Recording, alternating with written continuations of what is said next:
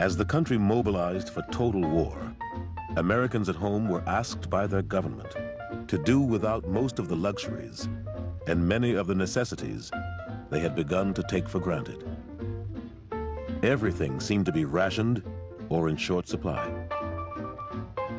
Gasoline and fuel oil and rubber, bobby pins and zippers and tin foil, shoes and whiskey and chewing gum, butter and coffee and nylons and tomato ketchup and sugar, canned goods and cigarettes, and the matches needed to light them. I guess the deep down feeling I had is that they made us sacrifice. And if we were sacrificing, we would somehow feel closer to the war effort.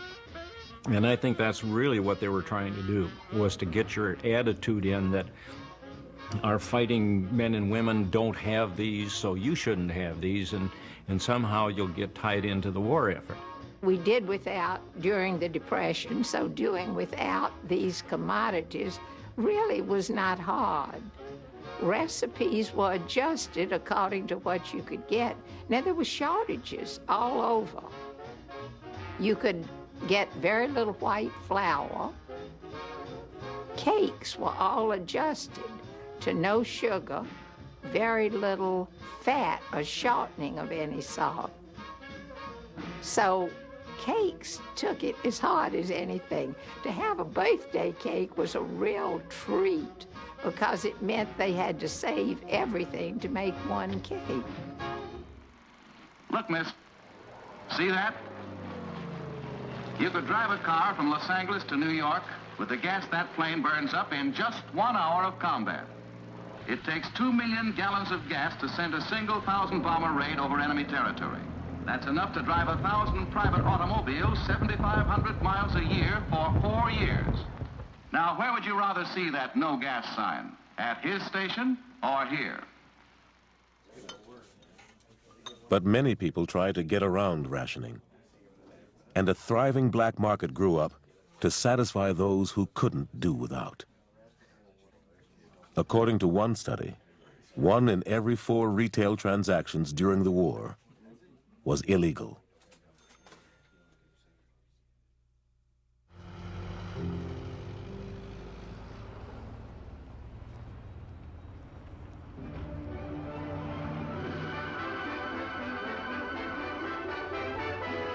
What is there we can all do on the home front to help the men coming back and the men still over there?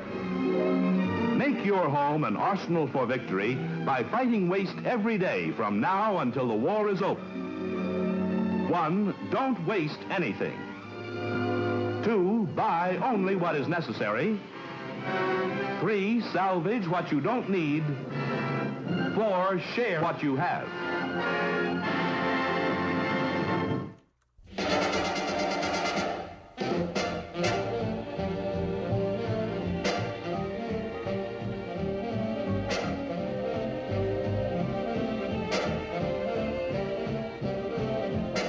All the old iron beds were pulled out of the garages and they were put in the metal drives. The Boy Scouts did a great deal of that. The city took up the old streetcar lines that went down Government and Dolphin Street, and we added those to the scrap pile. But everyone took part in World War II, down to the youngest child. The Office of Civilian Defense called upon each American family to become a fighting unit on the home front. Everyone was asked to collect scrap metal from which armaments could be made. In 1 year alone, Mobile's citizens amassed 22 million pounds. Children were the most avid collectors. The motto was wash and squash. You wash out the can, and then you've taken the top off, and then you take the bottom off, and then you put the top and the bottom together in the middle, and then you squash it, you stomp on it. And then you put these in a box, and then, I don't know if it was every week or every other week, the city would come by and they would pick up, you'd set them out on your curb, kind of like recycling now. And then the city would come by and they'd pick up all these tin cans. In Sacramento, 22 big victory bins were set up on downtown street corners for the duration, even though some people thought they were unsightly. Laverne, Minnesota, had been founded by Civil War veterans. But now, the town council volunteered to melt down the cannonballs that formed part of the memorial to the Union dead to make munitions for the new conflict.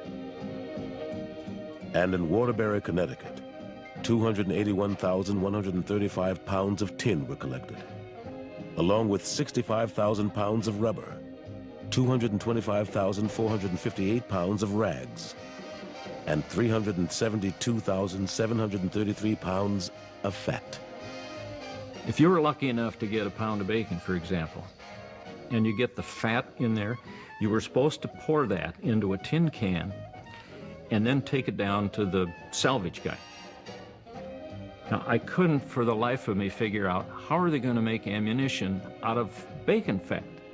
All of this we knew made ammunition, but we didn't know how. But anything to help the boys.